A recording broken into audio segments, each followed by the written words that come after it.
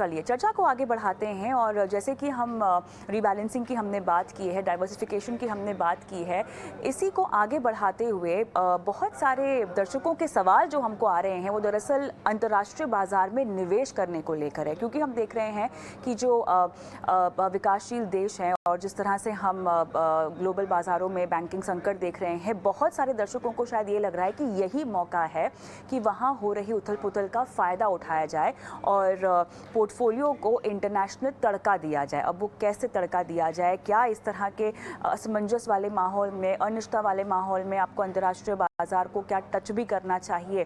Diversification के नियम के तहत तो ये ज़रूरी है, लेकिन क्या ये सही समय है? इस पर हम विस्तार से बात करते हैं। हमारे साथ खास मेहमान भी जुड़ गए हैं, Pankaj Matpal, MD Opto Money managers, Vishwajeet Parashar, mutual fund expert. आप दोनों का स्वागत है हमारी इस बेहद खास पेशकश में।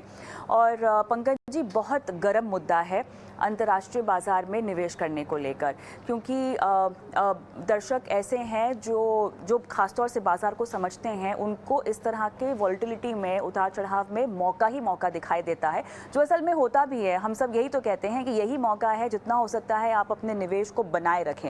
लेकिन उस निवेश को बनाना एक बात है और उस निवेश को बढ़ाना, डाइवर्सिफाई करना एक बात है।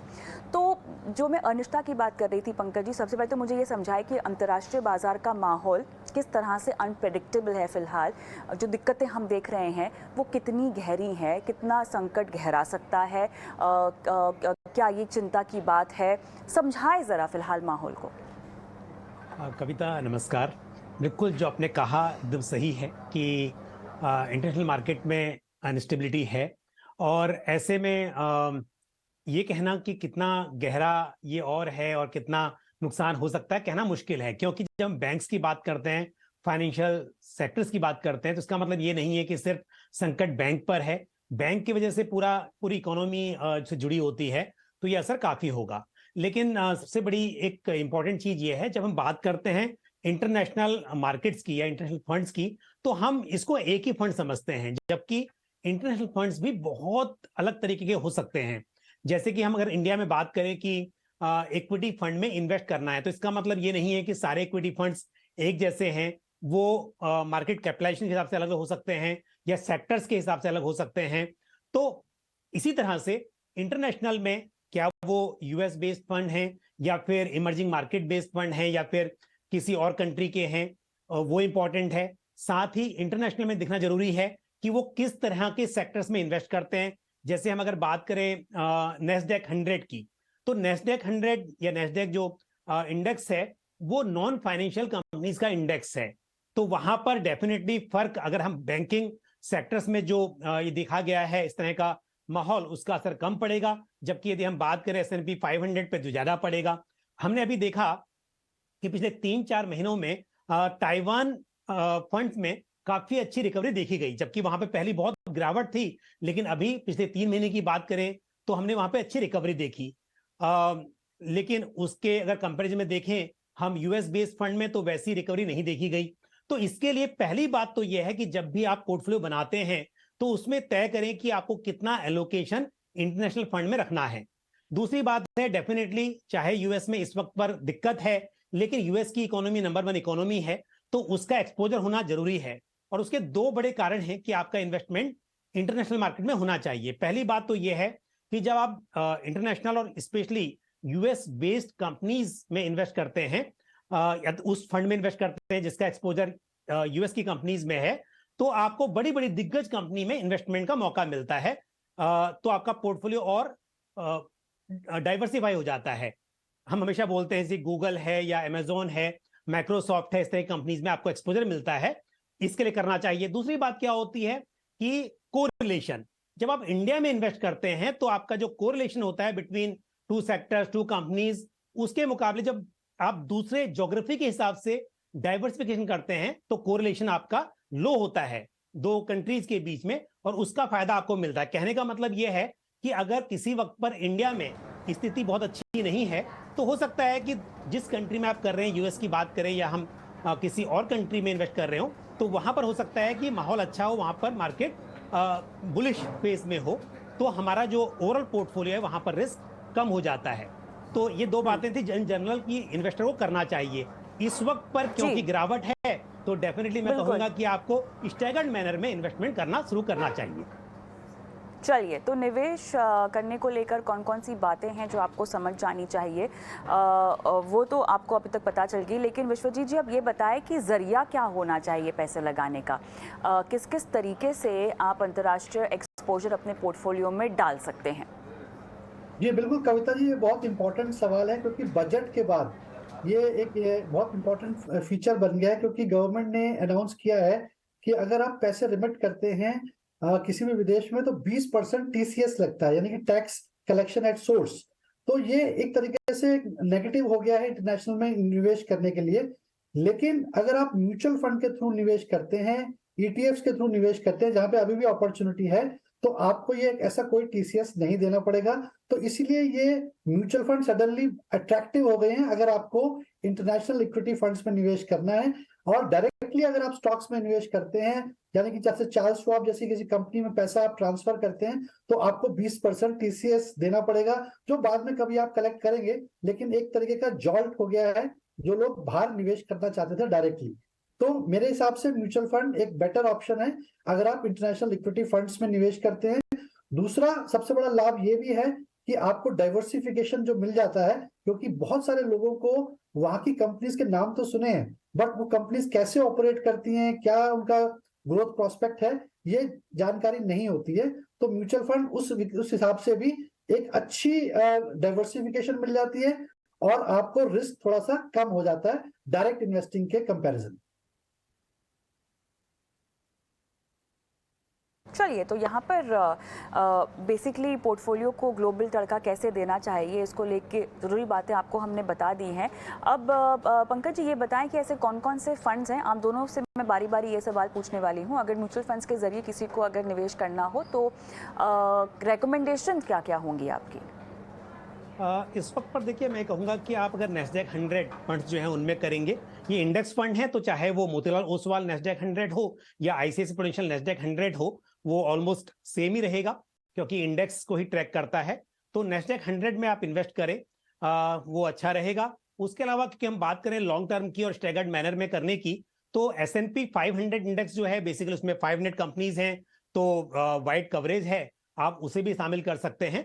तो इस तरह के फंड्स में आप इन्वेस्टमेंट कर सकते हैं। और अगेन हालांकि कंट्री वाइज हम देखते हैं कि अलग टाइम पर अलग अलग कंट्रीज का एक्सपोजर होना शायद आपके लिए ज्यादा फायदेमंद हो सकता है, लेकिन आम निवेशक की बात करें तो मेरे हिसाब से शुरुआत में अगर आप S&P 500 और नेस्डैक 100 से शुरुआत करेंगे तो वही अच्छा रहेगा। विश्वजीत जी आपकी क्या होगी रिकमेंडेशन? बिल्कुल, मेरी रिकमेंडेशन भी पंकज जी से काफी मिलती जुलती है। नॉर्मली कविता जी, ये भी देखा गया है इंटरनेशनल इक्विटी फंड्स के नाम पे हम यूएस को ही ज्यादा कंसिडर करते हैं, और ऐसा देखा भी गया कि जो रिटर्न्स आई हैं वो काफी अच्छी यूएस से ही आई हैं। और उसका एक सबसे बड़ा इंपॉर्टेंट लाभ इसलिए भी होता है कि जो रुपी है वो डॉलर के कंपैरिजन में डिप्रिशिएट हो रहा है। करीब काफी 5-6 सालों का या पुराना ट्रेंड देखें तो 5-6% के करीब डिप्रिशिएट होता है। तो जो रिटर्न यूएस में मिलती है उससे 5-6% और वो रिटर्न ऐड हो जाती है अगर भारत से या इंडिया से कोई निवेश करता है। तो ये भी एक बहुत अट्रैक्टिव पॉइंट है, जो यूएस में इन्वेस्ट करने के लिए कोशिश करते हैं उनको फायदा होता है। मेरे हिसाब से जो 3 फंड्स हैं, जैसा पंकज जी ने बताया, Motilal Oswal Nasdaq ETF, ICICI Prudential US blue chip equity fund और Franklin India feeder US opportunity fund. तो ये 3 फंड्स की रिटर्न कंसिस्टेंटली ठीक रही है। बाकी मैंने ऐसा भी देखा है जो ग्लोबल फंड्स हैं, जैसे कुछ रियल एस्टेट फंड है, कुछ ताइवान फंड्स भी आए थे, लेकिन उनकी रिटर्न अभी आनी बाकी है, अभी वहां पे परफॉर्मेंस इतनी अच्छी देखी नहीं गई। ऑलराइट, चलिए, तो यहाँ पर किस तरह से पोर्टफोलियो में अंतर्राष्ट्रीय निवेश करके आप डाइवर्सिफिकेशन का एक फ़ायदा उठा सकते हैं, इसकी बारीकियां जो है हमने आपके साथ साझा की हैं। लेकिन इसी नोट पर अब हम रुकेंगे एक छोटे से ब्रेक के लिए, और ब्रेक के बाद बहुत दर्शक हैं जो अपने सवाल हमसे पूछना चाहते हैं, अपनी फाइनेंशियल प्लानिंग करवाना चाहते हैं। और अगर आप भी उनमें से एक दर्शक हैं जो ये शो देख रहे हैं और बस सोच ही रहे हैं कि कैसे आपके पोर्टफोलियो को चेक करवाया जाए, आपकी निवेश रणनीति को चेक करवाया जाए, तो फटाफट अपने सवाल हमारे व्हाट्सएप नंबर पर भेज दीजिए 9619873567। ये वो नंबर है जहां पर अपने सवाल आप लिखित रूप में हमें भेज सकते हैं। शो अगर लाइव देख रहे हैं तो लाइव भी अपना सवाल हमें भेज सकते हैं और हम आपकी फाइनेंशियल प्लानिंग कराएंगे हमारे एक्सपर्ट्स के ज़रिए। मिलती हूँ आपको ब्रेक के बाद।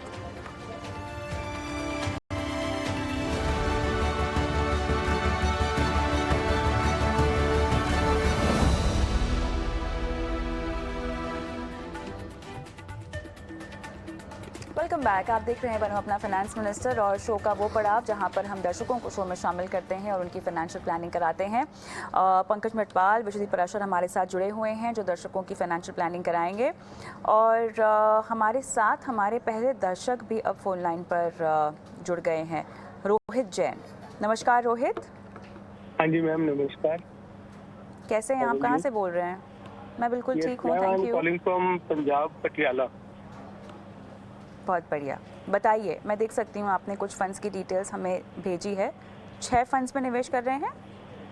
Yes ma'am, I have been investing into mutual fund for the last 4 to 5 years। अच्छा, 33,000 रुपये की आपकी SIP चल रही है और 10, 15, 25 साल में आपको कितना रिटर्न मिलेगा ये आप जानना चाह रहे हैं। मुझे ये बताएं, 10, 15, 25 साल के अलग अलग लक्ष्य हैं आपके? Yes ma'am, yes. और मैम कोई I also want to know कि whether the schemes in which I have invested are good schemes for long term wealth accumulation point of view, or is there any change which I need to make? ठीक है, ये fund selection आपने खुद किया है? हाँ जी ma'am, खुद ही किया। चलिए विश्वजीत जी, आपके पास आऊँगी ये सवाल लेकर। पोर्टफोलियो को कुछ खास डाइवर्सिफाई नहीं किया है इन्होंने, क्या वो किया जा सकता है अक्रॉस कैटेगरीज? जी कविता जी, इन्होंने लार्ज कैप भी है, वैसे तो मिड कैप भी है, स्मॉल कैप भी है, और इसके अलावा इन्होंने एक इंटरनेशनल यूएस इक्विटी फंड भी लिया है। अभी हम बात ही कर रहे थे इंटरनेशनल इक्विटी फंड्स की। तो जो भी फंड्स इन्होंने लिए हैं वो काफी अच्छा चुनाव किया हुआ है, क्योंकि मेरा एसेट लार्ज कैप और मेरा एसेट इमर्जिंग फंड अपनी कैटेगरी के टॉप क्वार्टाइल फंड्स हैं और अच्छी कंसिस्टेंटली रिटर्न्स भी दे रहे हैं। और एसबीआई स्मॉल कैप तो बेस्ट टॉप क्वालिटी फंड है स्मॉल कैप कैटेगरी में, जो बहुत अच्छी रिटर्न्स भी मिली है यहाँ पर। एसबीआई जो international access US equity fund of fund है उसका अभी कोई खास ट्रैक रिकॉर्ड नहीं है, तो वो आने वाले समय में पता लगेगा और अभी हम उसकी चर्चा कर ही रहे थे। जहां तक इन्होंने डाइवर्सिफिकेशन की बात करी है तो ये एक वैल्यू स्टाइल फंड ले सकते हैं और HDFC फोकस 30 फंड भी ले सकते हैं, जो कि एक फोकस कैटेगरी फंड है। और अगर वैल्यू स्टाइल फंड लेते हैं तो ICICI prudential value discovery fund का चुनाव कर सकते हैं, तो उससे इनका पोर्टफोलियो काफी डाइवर्सिफाई हो जाएगा। और इन्होंने बहुत अच्छा सवाल पूछा कविता जी कि इनका जो लक्ष्य है, इन्होंने करीब करीब 14,31,000 रुपए का कॉर्पस जनरेट कर लिया है, जैसा कि रोहित जी बता भी रहे थे कि 4-5 साल से निवेश कर रहे हैं और 33,000 के करीब SIP कर रहे हैं। तो रोहित जी, मैं आपको एक बहुत अच्छी नंबर्स बताना चाहता हूँ। अगर आप 10 साल तक निवेश करते हैं, ये 14,31,000 और ये 33,000 की SIP कंटिन्यू करते हैं, तो करीब करीब 1,17,00,000 रुपए बन जाते हैं और हम 12% की रिटर्न लेके चल रहे हैं। और यही अगर आप 15 साल के लिए निवेश करते हैं तो ये अमाउंट डबल हो जाती है, करीब करीब 2,36,00,000। और आपने पूछा 20 और 25 साल का भी, तो 20 साल का देखेंगे तो सेम अमाउंट बन जाती है 4,42,00,000 और 25 साल में ये सेम बन जाता है 8,05,00,000। तो अब देखिए, हर 5 साल में आपका कॉर्पस डबल हो रहा है। यही म्यूचुअल फंड का मैजिक है, पावर ऑफ कंपाउंड का मैजिक है। तो जितना लंबा समय आप इसमें निवेशित रहेंगे, आपका कॉर्पस उतना ही बढ़ता जाएगा और आपको उतनी ही अच्छे रिटर्न्स का फायदा मिलेगा। रोहित, क्या आपको सलाह समझ में आई है? आप कुछ और पूछना चाहते हैं विश्वजीत जी को? हाँ जी मैम, मेरे को सर का पूरा बात समझ में आ गया है। जस्ट मेरा एक पॉइंट ऑफ व्यू ये था कि एक मैंने अपने मैसेज में लिखा भी था कि ICICI डायरेक्ट बेस्ट फंड्स करके एक स्कीम है जिसके अंदर 4 फंड्स हैं, जिसमें कि 1,000 रुपीज जाता है। तो उसके अलावा उस पॉइंट ऑफ व्यू से भी डाइवर्सिफिकेशन की जरूरत है या वो डाइवर्सिफिकेशन को पूरा कर रहा है? विश्वजीत जी, इक्विटी फंड और वैल्यू स्टाइल फंड जो मैंने आपको बताया है, आप वो भी अपने पोर्टफोलियो में ऐड करें। ICICI direct best performing funds भी अच्छे हैं, उसकी डाइवर्सिफाइड ऑलरेडी होते हैं, बट आपका एक लंबे समय के लिए आप निवेश कर रहे हैं, तो मेरे हिसाब से थोड़ा सा डिफरेंट कैटेगरीज को भी ऐड करेंगे तो आपके लिए एक अच्छा पोर्टफोलियो बन जाएगा और डाइवर्सिफाइड भी हो जाएगा। All the best Rohit. आगे बढ़ेंगे। डी साहा साहब फोन लाइन पर मेरे साथ हैं, कोलकाता से ये सवाल पूछ रहे हैं। सर नमस्कार। नमस्कार। कैसे हैं सर? ठीक है, आप ठीक है? मैं बिल्कुल ठीक हूँ, थैंक यू। रिटायर होने वाले मई में? हाँ, मई में मैं रिटायर होने वाला हूँ। फिर क्या प्लान है सर? वही हम पूछना चाहते हैं, आपका प्रोग्राम हम रोज देखते हैं, कुछ आइडिया भी जी लेते सर। हैं वहाँ से, तो जी। मैंने सुझाव आप लोगों से मांगा है, तो हमने चाहता है कि 30 लाख रुपया इन्वेस्ट करूँ, SWP करना चाहता है, तो कहाँ से हम लोग करेंगे? ठीक है, 30 लाख रुपए आप निवेश करना चाहते हैं SWP के जरिए। आपको हर महीना राशि चाहिए होगी? हाँ, वो कितना राशि ठीक रहेगा, कितना राशि हम विथड्रॉ करने से ठीक रहेगा और मेरा फंड भी ग्रो हो सकता है, यही आप लोगों से चलिए पूछना ठीक चाहते है, हैं। चलिए बताते हैं आपको। लेकिन फाइनेंशियल प्लानिंग तो आपकी करवाई देंगे, लेकिन रिटायरमेंट के बाद आपकी लाइफ की प्लानिंग क्या है? क्या करना चाहेंगे? घूमना फिरना कुछ डिसाइड कर लिया है? मैं हूँ, मेरा पेंशन भी अच्छा। है थोड़ा। हाँ, अच्छा, तो अच्छा। मैं प्लान किया कि इस तरह से कोई मैंने एक तरह की इन्वेस्टमेंट भी हो जाते ये अलग तरह से, तो यही हम चाहते हैं आपसे। चलिए बहुत बढ़िया। पंकज जी, काफ़ी क्लैरिटी है इनके पास, और 30 लाख रुपए जैसा कि इन्होंने बताया कि इनको निवेश करने हैं, और मई में ये रिटायर हो जाएंगे। उसके बाद कह रहे हैं कि SWP के ज़रिए इन्हें हर महीना कितना मिल पाएगा, ताकि ये जो 30 लाख रुपए निवेश करें वो पैसे भी ग्रो होते रहें, साथ ही इनके हर महीना कुछ ना कुछ रकम भी आती रहे इस निवेश के ज़रिए। बिल्कुल साहब, देखिए ऐसा है कि शायद आपको काफ़ी कुछ पता है SWP के बारे में। आप जानते होंगे कि जब पैसे इन्वेस्ट करते हैं तो उसमें से आप विड्रॉ जो कर रहे हैं, ऐसा नहीं है कि प्रॉफिट ही विड्रॉ होगा। अगर आपने मान लीजिए उम्मीद की कि एक आपको इस परसेंट से रिटर्न मिलेगा और रिटर्न उतना नहीं मिला, बट जो विड्रॉल है वो आपका फिक्स है, तो ऐसा भी हो सकता है कैपिटल भी आपकी विड्रॉ हो जाए और वो पैसा जो कैपिटल अमाउंट है, जो प्रिंसिपल अमाउंट है, वो कम हो जाए, और आप ऐसा नहीं चाहते हैं। तो मार्केट में देखिए, वैसे तो हम हमेशा कहते हैं कि पैसा बढ़े भी और आप करीब 7-8% से विड्रॉ भी कर लें, तो यानी कि ऐसे में हाइब्रिड फंड जो होते हैं वो अच्छे होते हैं, ताकि वहां पर अगर 10-11% का रिटर्न मिले और आप 7-8% विड्रॉ कर रहे हो तो थोड़ा सा आपकी ग्रोथ भी वहां पर बनी रहे। बट इस वक्त पर जिस तरह का माहौल है, जिस तरह का मार्केट है, ऐसे में पैसों को इन्वेस्ट करने का टाइम है, उसमें से विड्रॉ करने का टाइम नहीं है, अगर हम इक्विटी फंड या हाइब्रिड फंड की बात कर रहे हैं। तो आप क्या कीजिए, फिलहाल के लिए अपने 30 लाख जो पूरे हैं उन्हें डेट फंड में पार्क कर दीजिए, डेट में इन्वेस्ट कीजिए, और वहां से आप SWP शुरू कर दें। SWP में ऐसा नहीं है कि आप उसे रोक नहीं सकते, तो फिलहाल के लिए कम से कम डेट फंड में आपका पैसा बहुत ज्यादा नहीं बढ़ेगा। मान लीजिए हम वहां पर 8% रिटर्न की उम्मीद करते हैं और 8% से ही आप विड्रॉ कर लीजिए, तो एटलीस्ट अगर 2 साल के बाद में देखेंगे पैसा बढ़ा नहीं तो कम से कम नहीं होगा, ऐसी उम्मीद की जा सकती है, और रेगुलरली आपको कैश फ्लो मिलता रहेगा। उसके बाद 2 साल के बाद जब स्थिति थोड़ी सही लगेगी, इक्विटी मार्केट में थोड़ा सा अच्छा टाइम आएगा, तब आप बैलेंस एडवांटेज फंड और दूसरे जो कंजर्वेटिव हाइब्रिड फंड्स हैं, उस तरह के फंड्स में उन पैसों को ट्रांसफर कर दें और फिर वहां से SWP शुरू करें। तो फिलहाल के लिए जो फंड मैं आपको बताऊंगा, उनमें से जैसे ICICI Prudential short term fund, Aditya Birla Sun Life low duration fund और एक्सिस शॉर्ट टर्म फंड, इन फंड में आप पैसों को पार करें, वहां से SWP शुरू करें। अमाउंट का जहां तक सवाल है, 30 लाख के ऊपर यदि आप हर महीना 19,000 विड्रॉ करते हैं तो ये 8% के हिसाब से हो रहा है। तो मेरे हिसाब से इतने में आपका जो इस वक्त जो टाइम है और डेट के लिए जो मार्केट फेवरेबल है, उसके हिसाब से आपका जो टोटल अमाउंट है वो बहुत बड़े ना, लेकिन कम नहीं होना चाहिए, ऐसी उम्मीद रख सकते हैं। और 2 साल के बाद जब भी हम देखेंगे अभी टाइम सही है, तब आप पूरे पैसे को स्विच करना किसी हाइब्रिड फंड में, जैसा मैंने कहा, और तब आप अगर 19-20 हजार विड्रॉ करेंगे तो पैसा साथ में और बढ़ता भी रहेगा। चलिए, काफ़ी डिटेल में आपने इनको सलाह दी है। साहा जी, आप समझे पंकज जी ने आपको क्या समझाया? कुछ पूछना चाहेंगे इनसे? ना थैंक यू सर मैडम, आप समझ गया। Thank you so much sir, all the best. आगे बढ़ते हैं और सेना विश्वास जी हमारे साथ फ़ोन लाइन पर हैं। सर नमस्कार, नमस्कार। कैसे हैं आप? हाँ ठीक है मैडम, आप कैसे हैं? मैं बिल्कुल ठीक हूँ। कहाँ से बोल रहे हैं सर आप? हम जमशेदपुर से। जमशेदपुर से। बताइए सर, कैसे आपकी मदद की जा सकती है? SBI फोकस्ड इक्विटी फंड के बारे में हमने पूछे हैं। ये अच्छा।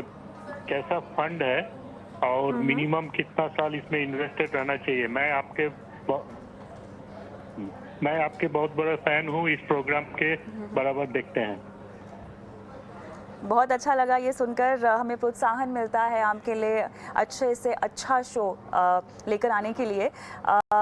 चलिए, आपने जो सवाल पूछा है हमारे एक्सपर्ट के सामने मैं रखती हूँ, उनके पास आपका सवाल पहुँचा हुआ है। तो विश्वजीत जी बताइए, यहाँ पर SBI फोकस इक्विटी फ़ंड को लेकर इनका क्लियरली सवाल है और लगता है ये काफ़ी बारीकी से ट्रैक भी करते हैं क्योंकि उन्होंने तमाम लेवल्स वगैरह सब कुछ डाल रखे हैं। 5 साल के बाद ये समझना चाह रहे हैं कि कितना इनको रिटर्न मिल पाएगा। विश्वास जी, मुझे जानना है कि आपने कब निवेश शुरू किया था इसमें?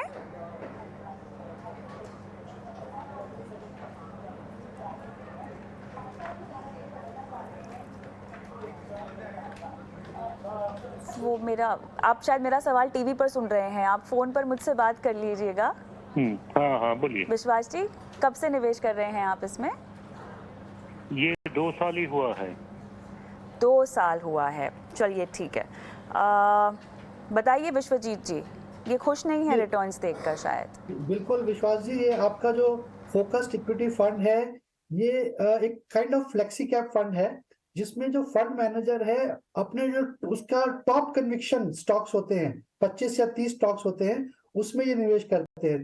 जो बाकी म्यूचुअल फंड स्कीम्स होती है उसमें वो 50 से 60 स्टॉक्स में निवेश करते हैं, बट ये उनके टॉप कन्विक्शन स्टॉक्स होते हैं जो 25 या 30 होते हैं, जिसमें उनको लगता है कि अच्छी रिटर्न आएगी। लास्ट 1-1.5 साल से SBI फोकस में रिटर्न शायद अच्छी नहीं है, जिसकी वजह से आप थोड़े कंसर्न हैं। बट मेरे हिसाब से आप इसमें 5 साल, जैसा आप बोल भी रहे हैं, उसमें बने रहें, और अगर 5 साल आप बनते हैं तो मुझे ऐसा लगता है कि करीब 12% की रिटर्न आनी चाहिए, जिससे आपका जो कॉर्पस है वो करीब 12,38,000 का हो जाएगा, और अगर 10 साल तक आप निवेशित रहते हैं तो 21 लाख का हो जाएगा। बट आप किसी भी फंड में अगर आपको अच्छी रिटर्न्स लेनी है तो मुझे ऐसा लगता है कि आप उसमें SIP भी स्टार्ट करें, ताकि आपको पावर ऑफ कंपाउंडिंग और रुपी कॉस्ट एवरेजिंग का भी लाभ मिले।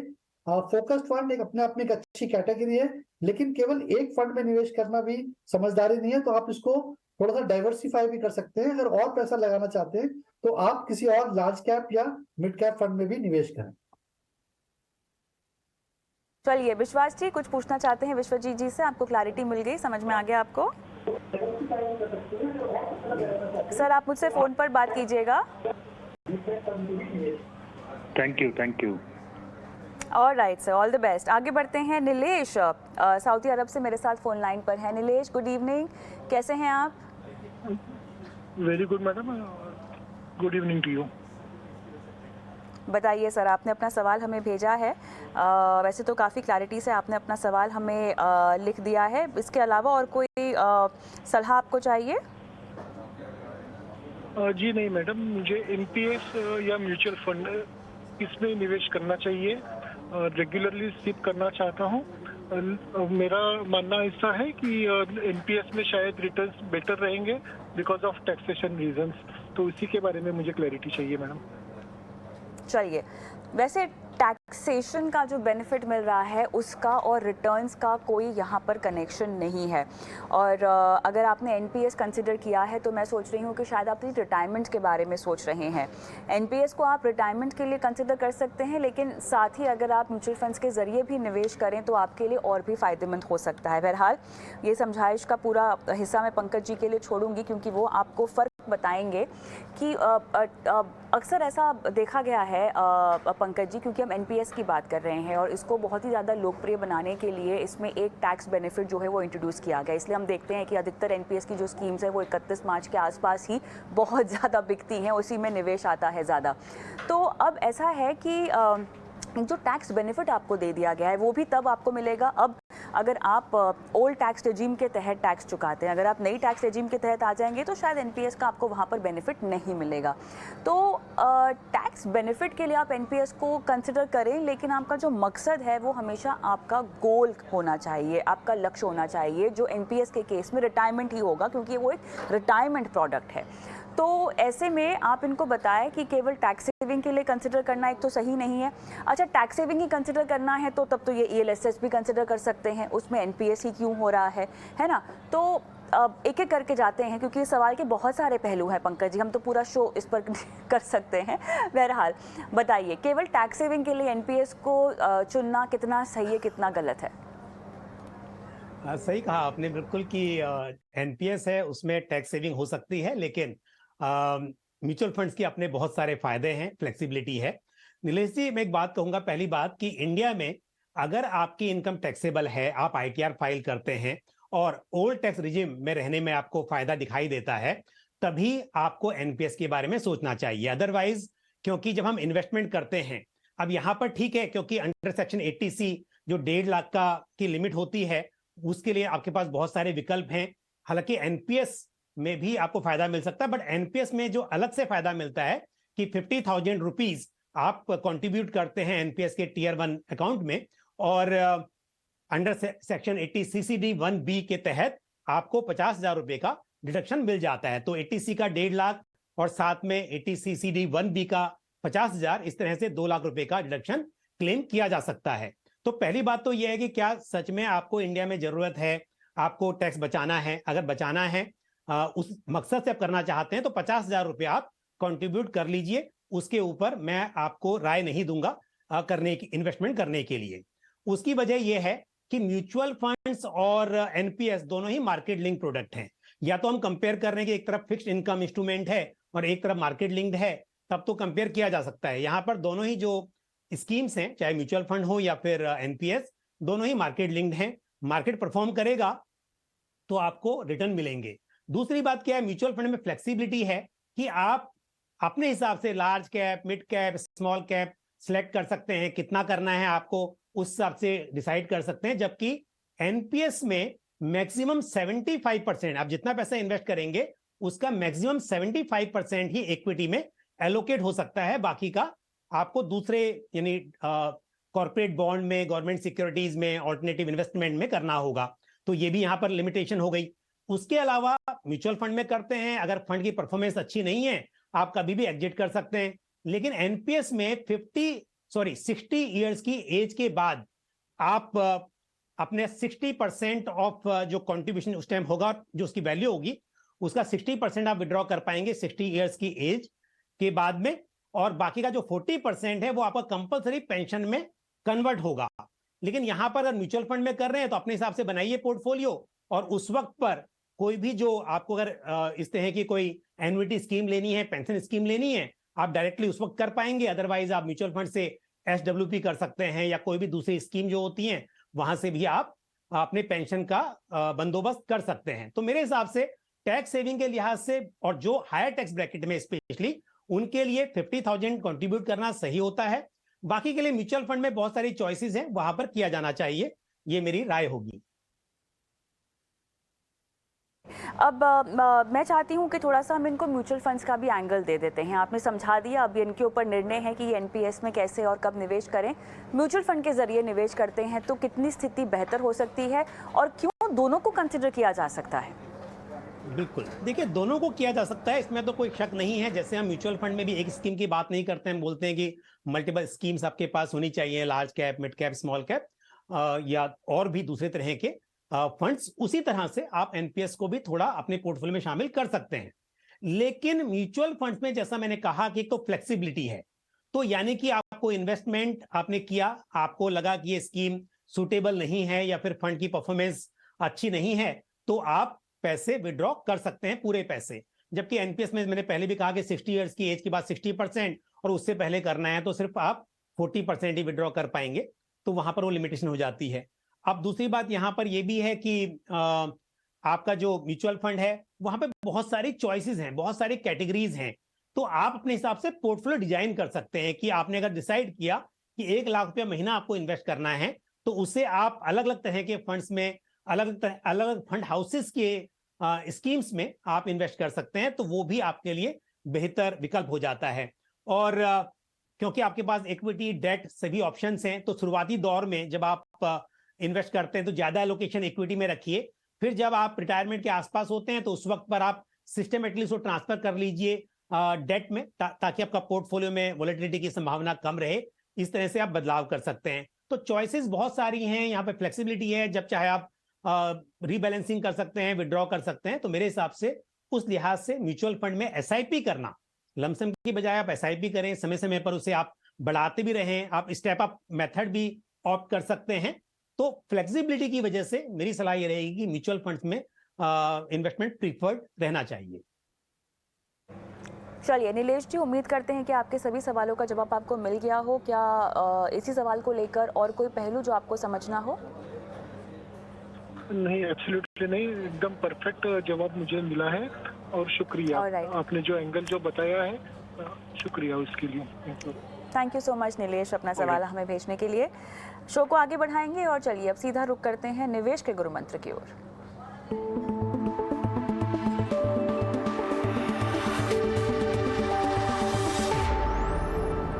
विश्वजीत जी, आपका आज का निवेश का गुरु मंत्र क्या है? जी बिल्कुल कविता जी, मैं ये कहना चाहूंगा कि बहुत सारे समय में लोग मार्केट को देख के अपने इन्वेस्टमेंट डिसीजंस को प्रोक्रेस्टिनेट करते हैं, डिले करते हैं। तो मैंने ऐसा देखा है कि सबसे ज्यादा रिटर्न्स का नुकसान जब होता है जब आप निवेश नहीं करते हैं मार्केट में। जब आप इन्वेस्टेड होते हैं तब इतना नुकसान नहीं होता है। तो अभी जो मार्केट का डाउन टर्न चल रहा है, इसको सेल की तरह समझिए कि जैसे मार्केट में सेल लगी हुई है, तो अपने बेस्ट म्यूचुअल फंड और स्टॉक्स में निवेश कर सकते हैं। तो अपने गोल्स को ध्यान रखिए और हमेशा कोशिश करें कि आप निवेशित रहें। पंकज जी? तो कविता, मेरी भी राय कुछ कुछ ऐसी ही है। देखिए, कुछ दिनों पहले जिन लोगों ने इन्वेस्टमेंट किया इक्विटी मार्केट में, मान लीजिए 5-6 महीने पहले, और हम हमेशा कहते हैं कि अगर इक्विटी में इन्वेस्ट करना है तो आपका नजरिया लॉन्ग टर्म होना चाहिए, शॉर्ट टर्म में आपको इक्विटी से दूर रहना चाहिए। अब ऐसे में यदि आपने 15 साल का लक्ष्य लिया था और 5 महीने में आपको रिटर्न नहीं मिले, तो आप क्यों घबरा रहे हैं? सवाल आने लगे हैं कि क्या मैं निकल जाऊं और यहां पर रिटर्न नहीं मिले हैं, 5 महीने मेरा पोर्टफोलियो नेगेटिव है। तो मेरी राय यह है कि जब आपका लक्ष्य 15 साल का है, आपने कुछ सोच के लिया होगा कि उस वक्त पर क्या किस चीज के लिए, किस लक्ष्य के लिए आपको पैसे इकट्ठा करने हैं, तो आपको 5 महीने, 6 महीने या साल 2 साल नहीं देखना चाहिए। आपको पहले ही गोल सेट करते समय डिसाइड कर लेना चाहिए कि आपको शॉर्ट टर्म के लिए कितने पैसे इन्वेस्ट करने हैं, लॉन्ग टर्म के लिए कितने करने हैं। जो लॉन्ग टर्म के लिए किए हुए हैं वहां पर अगर 5-6 महीने या 1-2 साल रिटर्न नहीं आते हैं, तो ध्यान रखिए कि 15 साल अगर लगातार करेंगे, 10 साल लगातार करेंगे, तो आपका जो एवरेज होगा, जैसे आप उम्मीद करते हैं कि 12-13%, 15% मिले, वो मिलने की पूरी संभावना रहेगी। तो शॉर्ट टर्म में सिर्फ आप मार्केट के माहौल को देखकर निराश ना हो और स्टे इन्वेस्टेड। ऑलराइट, चलिए, तो ये वो गुरु मंत्र हैं जो आपको गार्ड बांधने हैं और अपने निवेश के पूरे सफ़र में इन पर अमल करना है। बहुत बहुत धन्यवाद इसी के साथ आप दोनों का, समय निकाला, दर्शकों की फाइनेंशियल प्लानिंग में उनका मार्गदर्शन किया। और मुझे भी इजाज़त दें, लेकिन जाते जाते एक नंबर आपकी स्क्रीन पे हम फ्लैश कर रहे हैं जो हमारा व्हाट्सएप नंबर है, और इस नंबर के ज़रिए आप सीधे हम तक पहुँच सकते हैं अपने सवालों के साथ। आपके सवाल आपके इन्वेस्टमेंट पोर्टफोलियो से जुड़े हों, आपके आर्थिक लक्ष्य से जुड़े हों, जो भी आप पूछना चाहें अपने इन्वेस्टमेंट स्ट्रैटेजीज़ को लेकर, हमें अपने सवाल लिखित रूप में भेज सकते हैं। चाहे तो अपने सवाल का वीडियो रिकॉर्ड कर वो वीडियो आप इस नंबर पर अपलोड कर सकते हैं और हम कराएंगे आपकी लाइव फाइनेंशियल प्लानिंग। दीजिए इजाज़त, नमस्कार।